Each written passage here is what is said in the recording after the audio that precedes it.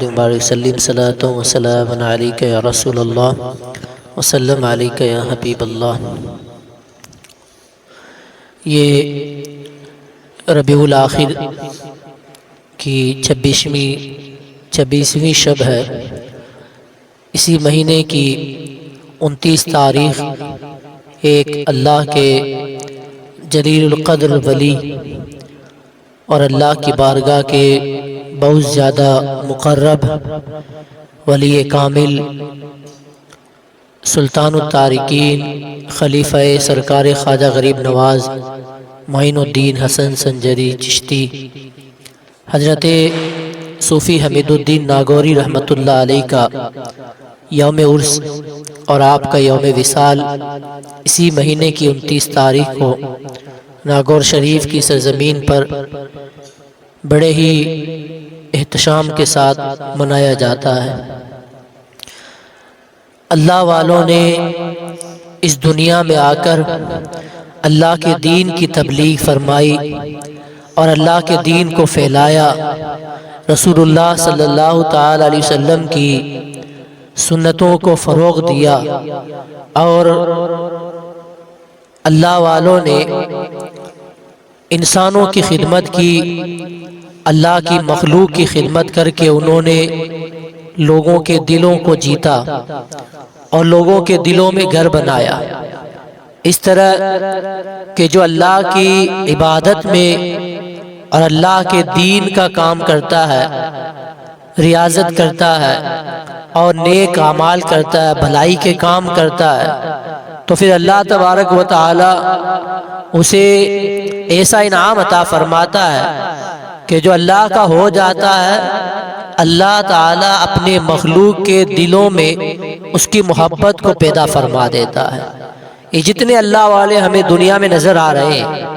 سرکار غوث پاک خواجہ غریب نواز، خواجہ قطب الدین بختیار کاکی، سرکار بابا فرید، سرکار داتا گنج بخش علی اجمیری، سرکار مخدوم اشرف جہانگیر سمنانی، سرکار سالار مسعود غازی، سرکار اعلیٰ حضرت، یہ جتنے اولیاء کے نام ہمیں نظر آ رہے ہیں، آج ان کی محبت ہمارے دلوں میں کیوں ہے؟ کیونکہ انہوں نے اپنی پوری زندگی اللہ کی راہ میں وقف کر دی تھی، اپنی پوری زندگی کو اللہ کے دین کے لیے انہوں نے بسر کیا اور خود کو اللہ کے دین کے لیے وقف کر دیا۔ اس لیے اللہ تعالیٰ نے ایسا انعام عطا فرمایا کہ آج وہ اپنی قبروں میں ہیں لیکن ان کی محبت ہمارے دلوں میں ہے۔ یہ اللہ والوں کو اللہ کی جانب سے اکرام اور انعام، اور جو انہوں نے اللہ کے دین کا کام کیا، رسول اللہ کی سنتوں کو دنیا میں پھیلایا، انسانوں کی خدمت کی، اسلام کی خدمت کی، دین و سنیت کا کام کیا، تو آج اللہ تعالیٰ نے انہیں انعام عطا فرمایا کہ اپنے مخلوق کے دلوں میں ان کی محبت کو پیدا فرمایا۔ انہی اولیاء اللہ میں ایک بہت بڑا نام ہے حضرت صوفی حمید الدین ناگوری رحمۃ اللہ علیہ کا۔ ناگور شریف میں جن کا مزار مبارک ہے،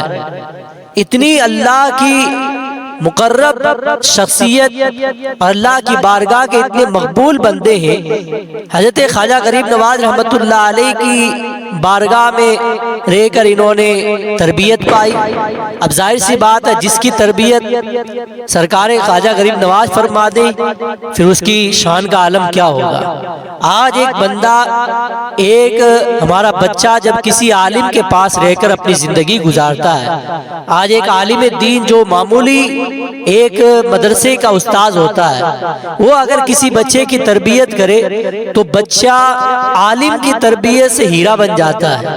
تو جس کی تربیت غریب نواز رحمت اللہ علیہ نے فرمائی ہو، اس صوفی حمید الدین کی شان کا عالم کیا ہوگا۔ سرکار صوفی حمید الدین ناگوری رحمت اللہ علیہ اللہ کے اتنے زبردست ولی کامل کہ جب آپ ناگور شریف سے اجمیر شریف نماز پڑھانے کے لیے تشریف لے جایا کرتے۔ اب یہ بھی ایک کرامت ہے، اس کرامت کے اندر دو کرامتیں، ایک تو ناگور شریف سے اجمیر شریف تقریباً 150 کلومیٹر کا فاصلہ ہے۔ اب وہاں پر روزانہ ناگور شریف میں رہ کر روزانہ چل کر جو ہے اجمیر شریف جانا، یہ بھی ایک کرامت ہے۔ ہم اپنے گھر سے جو ہے 500 میٹر کی دوری پر مسجد میں نہیں جا سکتے، لیکن اللہ والوں نے اتنے کلومیٹر کا فاصلہ کر کے سینکڑوں کلومیٹر کی دوری پر انہوں نے اللہ کی دی ہوئی طاقت کے ذریعے جو ہے وہ پہنچ جایا کرتے تھے۔ اب روزانہ وہ نماز پڑھانے کے لیے اجمیر شریف آتے اور ان کے پیچھے بہت سارے اولیاء کرام نماز پڑھتے تھے۔ اب ان کی نماز کے اندر ایک ایسا کمال اللہ تعالیٰ نے رکھا تھا کہ جس کی امامت، جس نماز میں امامت سرکار صوفی حمید الدین ناگوری رحمۃ اللہ علیہ فرمایا کرتے تھے تو جتنے پیچھے مقتدی ہوتے تھے سب کو عرش اعظم نظر آتا تھا، ہر مقتدی کو عرش اعظم نظر آتا تھا کہ امام جب صوفی حمید الدین ناگوری ہے تو مقتدی کو عرش اعظم نظر آتا تھا۔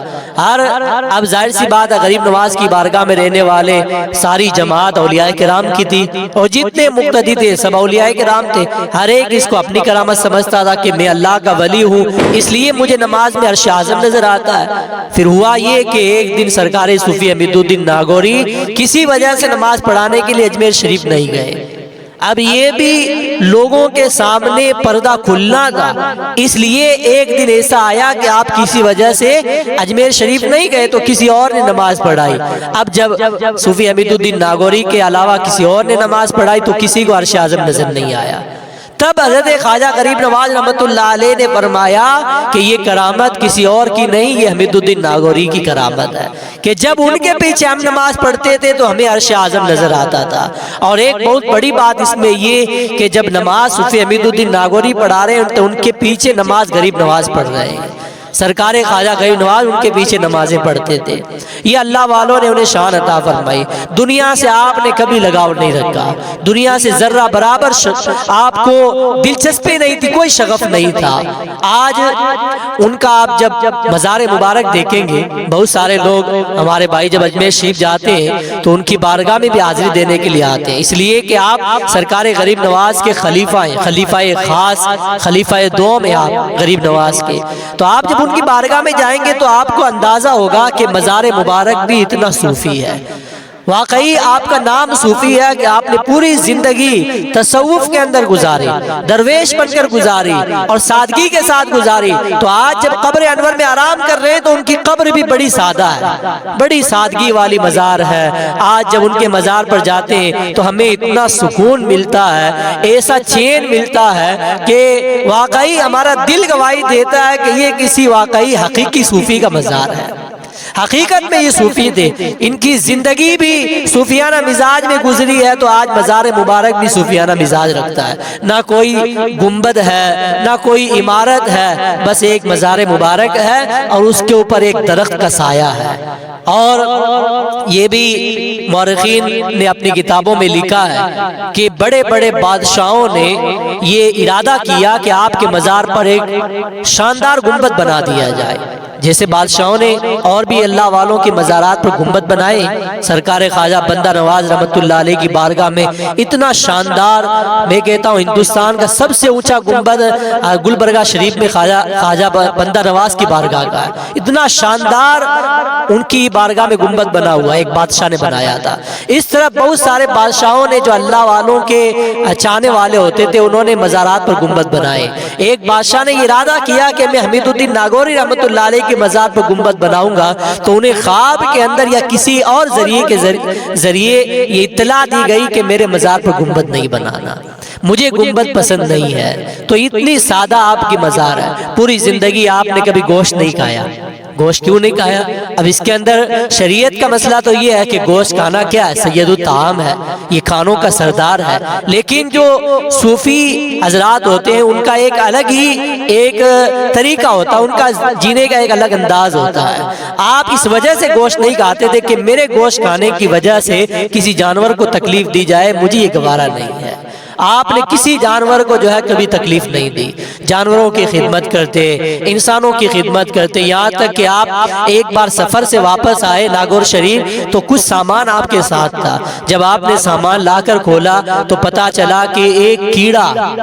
جو ایک جانور ہوتا ہے چھوٹا سا جانور، کیڑے مکوڑے گھومتے ہی رہتے، ہم کوئی ان پر کوئی توجہ نہیں دیتے، لیکن اللہ سے ڈر اور مخلوق کی خدمت کا یہ جذبہ صوفی حمید الدین ناگوری رحمۃ اللہ علیہ نے جب اس کیڑے کو دیکھا، اس چیونٹی کو دیکھا کہ میرے میرے سامان میں یہ آ گئی ہے۔ تو آپ نے غالباً لاڈلو سے یا ناگور شریف کے پاس ایک گاؤں ہے فاگلی، وہاں سے سفر کیا تھا، تو آپ نے فوراً اس سامان کو واپس بند کیا اور واپس اس کیڑے کو اس کی جگہ پر چھوڑنے کے لیے واپس تشریف لے گئے کہ یہ کیڑا میرے سامان کے ساتھ یہاں آ گیا تو اپنے گھر والوں سے بچھڑ گیا ہے۔ تو اس طرح جانوروں کی خدمت کرنا اور مخلوق کی خدمت کرنا ان کے دل میں تھا۔ اس طرح آپ نے تصوف کے اندر اپنی پوری زندگی کو گزارا۔ حضرت صوفی حمید الدین ناگوری رحمۃ اللہ علیہ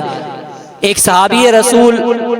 جو عشرہ مبشرہ میں سے حضرت سعید ابن زید رحمۃ اللہ علیہ کی اولاد سے ایک روایت کے مطابق، اور سرکار خواجہ غریب نواز رحمۃ اللہ علیہ کی بشارت پر سلطان محمد غوری رحمۃ اللہ علیہ نے جب دہلی فتح کی تو صوفی حمید الدین ناگوری رحمۃ اللہ علیہ خود فرماتے ہیں کہ دہلی فتح ہونے کے بعد مسلمانوں کے گھروں میں سب سے پہلا بچہ جو پیدا ہوا وہ میں ہی تھا۔ دہلی فتح ہونے کے بعد مسلمانوں کے گھروں میں سب سے پہلے آپ کو اللہ تعالیٰ نے دہلی میں پیدا فرمایا۔ دہلی میں آپ کی ولادت ہوئی، آپ کے والد گرامی لاہور سے دہلی تشریف لائے، اور آپ جب سرکار خواجہ غریب نواز رحمۃ اللہ علیہ کی بارگاہ میں آئے اور غریب نواز کے مرید بنے، آپ کی بارگاہ میں رہے، تو حضرت خواجہ غریب نواز رحمۃ اللہ علیہ نے آپ کو ناگور شریف ہجرت کرنے کا حکم دیا۔ تو دہلی سے آپ ناگور شریف آئے، ناگور شریف میں پوری زندگی آپ نے گزاری، اور خواجہ غریب نواز رحمۃ اللہ علیہ کے جو پہلے خلیفہ ہیں حضرت خواجہ قطب الدین بختیار کاکی رحمۃ اللہ علیہ، جن کا دہلی میں مزار مبارک ہے، تو آپ کو دہلی کا والی بنایا اور صوفی حمید الدین ناگوری رحمۃ اللہ علیہ کو ناگور کا تاجدار بنا دیا، اور ناگور میں رہنے کی وجہ سے آپ ناگوری ہیں۔ اور جتنے آج ممبئی میں آپ کو ناگوری نظر آتے ہیں، یہ ناگوری نسبت بھی کوئی معمولی نسبت نہیں ہے، یہ حضرت صوفی حمید الدین رحمت اللہ علیہ کی نسبت ہے، اتنی بڑی نسبت ہے، اور ہم تو نسبت والے ہیں، جتنے بھی اہل سنت ہیں وہ کیا ہے، نسبت والے ہیں۔ اور ظاہر سی بات ہے جب ہم اپنے کو خود کو جو ہے کسی اللہ والے کی جانب منسوب کر دیتے ہیں تو پھر ہماری شان بھی بڑھ جاتی ہے کہ نسبت سے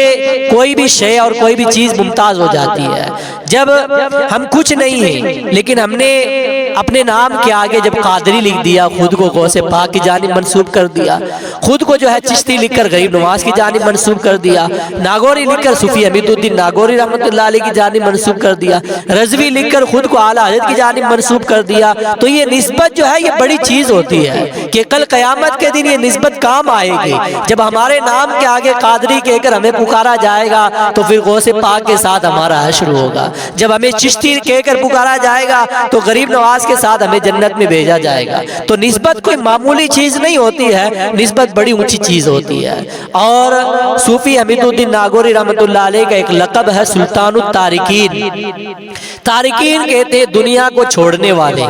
اب تارکین جتنے بھی ہیں یعنی جتنے اللہ والے جنہوں نے دنیا کو چھوڑ دیا، ان سب کے آپ کیا ہیں، سلطان ہیں، بادشاہ ہیں، سلطان التارکین۔ دنیا کے چھوڑنے والوں میں سب سے اونچا مقام اللہ تعالیٰ نے آپ کو عطا فرمایا، اور یہ لقب بھی آپ کو سرکار غریب نواز نے عطا فرمایا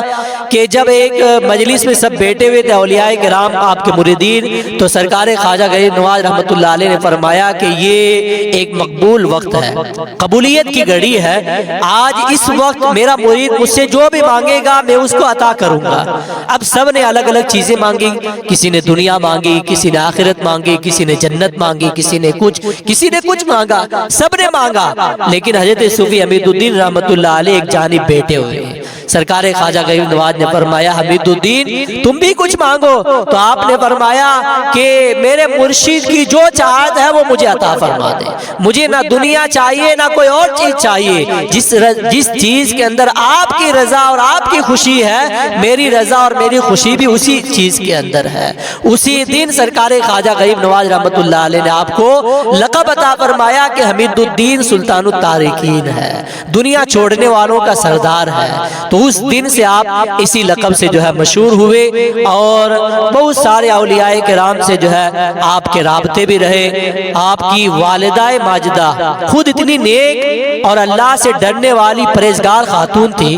کہ سرکار صوفی حمید الدین رحمۃ اللہ علیہ نے اپنی والدہ کے بارے میں فرمایا کہ جس وقت میں اپنی والدہ کے بطن سے پیدا ہوا، اگر اس دور میں میری والدہ سے زیادہ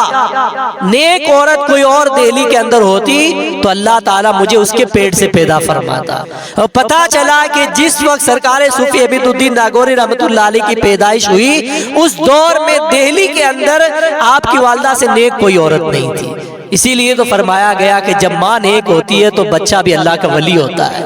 جب ماں نیک ہوتی ہے تو بیٹا غوث پاک بنتا ہے، ماں نیک ہوتی ہے تو پھر بیٹا غریب نواز بنتا ہے، ماں جب نیک ہوتی ہے تو بیٹا صوفی حمید الدین ناگوری رحمۃ اللہ علیہ بنتا ہے۔ تو یہ اللہ والوں کی جب آپ سیرت پڑھیں تو ان کے والدین کی سیرت بھی پڑھیں کہ ان کے والدین نے اپنی زندگی اللہ کے احکام کے مطابق گزاری، رسول اللہ کی سنتوں کے مطابق گزاری، شریعت کے دائرے میں اپنی زندگی کو گزارا، تب اللہ تعالیٰ نے ان کو اتنی عالی شان اور عظیم المرتبت اولاد عطا فرمائی۔ اور ایک اور بات میں آپ کو